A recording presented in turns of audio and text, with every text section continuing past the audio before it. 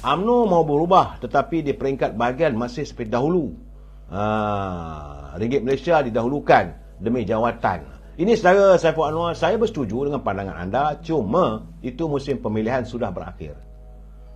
Sebelum Hari Raya dulu pun saya dah jelaskan, jangan lagi UMNO ini terpalit dengan politik wang. Sudahlah. Parti-parti lain pun tak ada. Ketua-ketua bahagian, ketua ranting, ketua cabang, tak pernah dengar pula mesti bagi ketua-ketua cawangan wang dan sebagainya. Tak ada. Dan mereka berjuang atas penuh keikhlasan. Dan saya haraplah agar semua pemain-pemain politik tidak meletakkan UMNO ini adalah sebagai ladang untuk mengaut keuntungan, untuk mengaut keberhasilannya. UMNO itu sebuah perjuangan, saudara, bukan tempat untuk cari duit. Saya hairan bila ini rosaknya UMNO setakat dalam 20 tahun yang lalu. Banyak, saudara, berlaku. Apabila siapa jadi ketua bahagian, kau tak ada duit, tak boleh. Maklum sajalah. Tiap-tiap kecawangan nak buat aktiviti, ledak minta daripada ketua bahagian. Dia ketua bahagian manusia biasa.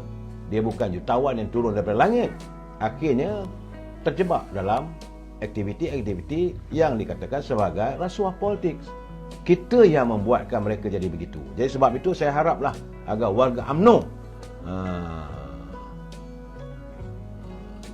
saudara Mak Laifat, dia kata tahniah Datuk atas pelantikan Anwar Ibrahim menjadi Perdana Menteri. Dan kita sama-sama mengharapkan agar beliau benar-benar tuntas untuk melaksanakan tugas dan tanggungjawab.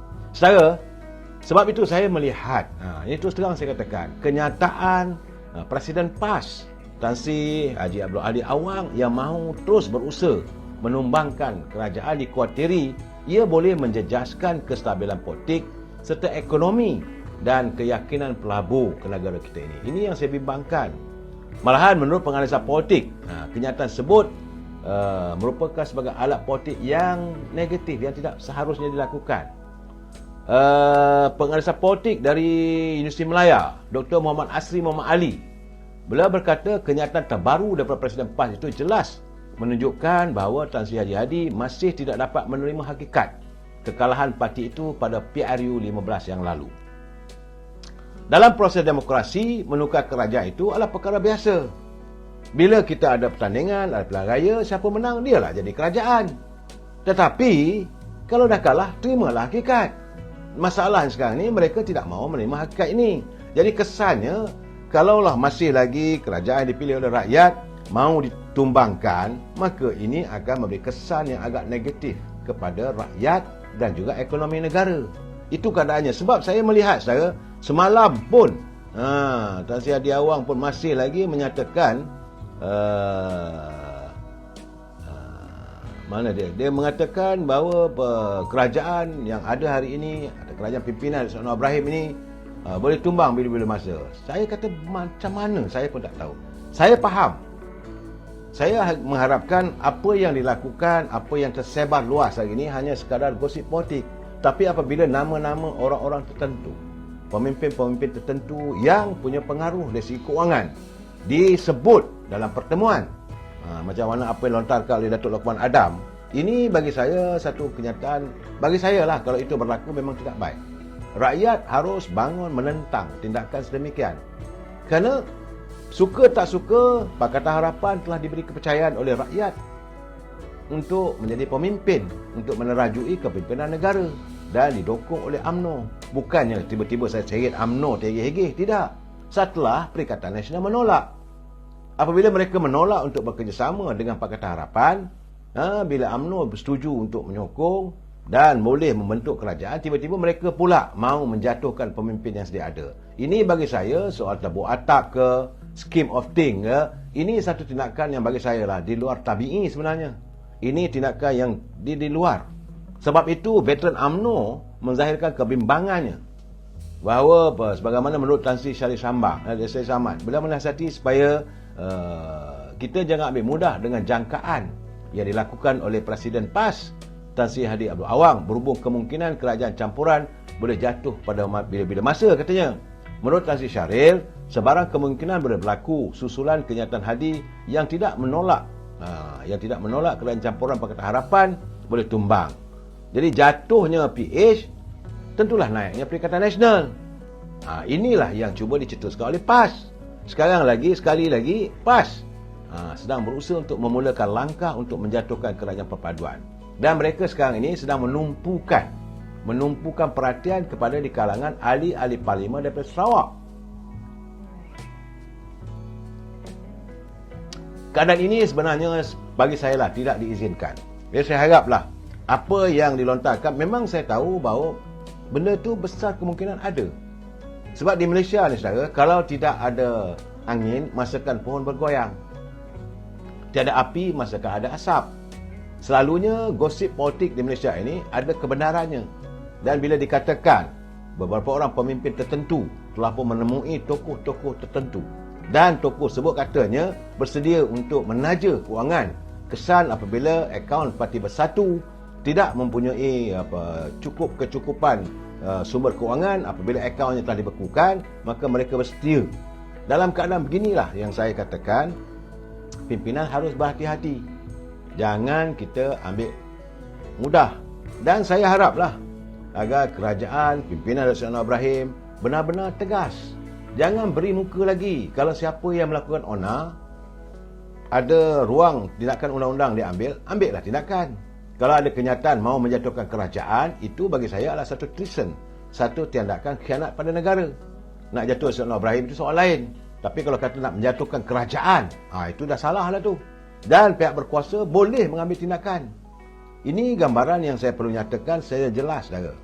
Saya juga menerima kiriman daripada seorang teman yang bertanya pada saya, ini balik pada UMNO sikit, saudara.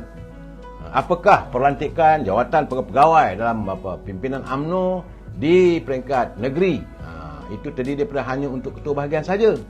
Ini persoalannya. Kerana teman saya menghantar, dia kata kalaulah hanya di kalangan ketua-ketua bahagian saja, maka ini tidaklah jelaskan.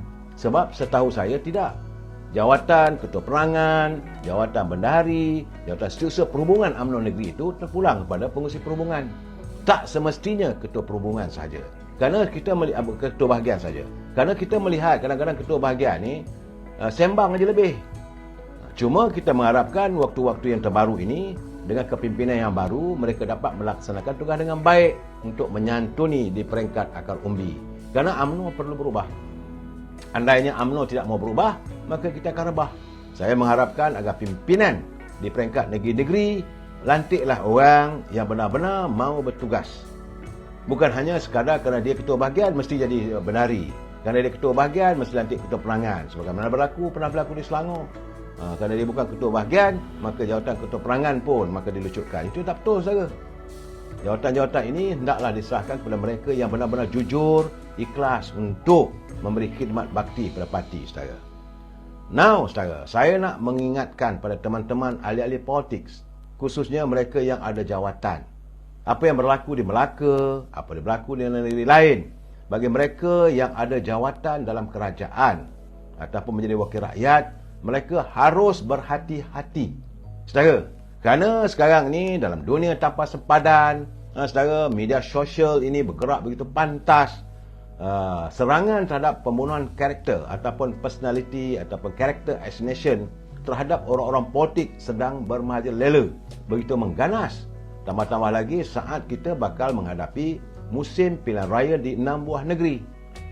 Apa yang berlaku di Melaka kita tak tahu sejauh mana benar atau tidak, siapa yang merakamkan, siapa yang menghantar. Ini keadaannya. Jadi kepada setiap ahli politik, jagalah diri dengan baik, jagalah tingkah laku.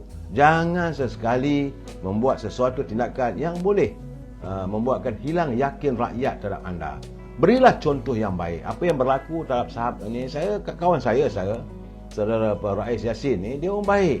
Dia adalah lulusan daripada Universiti Al-Azhar. Tapi bila dikatakan adanya keterlibatan dalam sekadar seks, saya pun tak tahu sejauh mana benar atau tidak. Apakah ini merupakan serangan?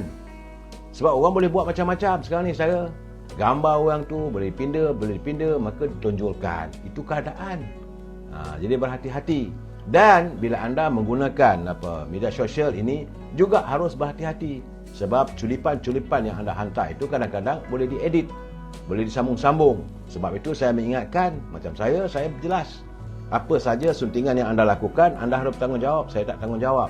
Itu keadaan saya. Sekarang saya melihat keadaan serangan, dan dalam zaman teknologi ini saya melihat ledakan serangan peribadi semakin zalim dan semakin ganas.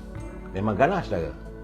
Masing-masing tuduh menuduh, maki-maki. Malahan saya nak bagi tahu saudara, contoh saya bagikan, isteri Perdana Menteri pakai kasut bata pun dah direkodkan. Pakai kasut bata salah, pakai kasut LV salah. Apakah tak pakai kasut? Yang betul. Itu keadaannya. Sekarang ini saudara legend, benar, zaman fitnah sedang bermerajalela. Ustaz-ustaz telah mendedahkan pada kita, memang dunia akhir zaman ini fitnah itu adalah menjadi sebahagian daripada kita. Jadi berhati-hati. Dan teman-teman yang bila mendengar macam-macam cerita ni, jangan terus percaya. Hayati dulu.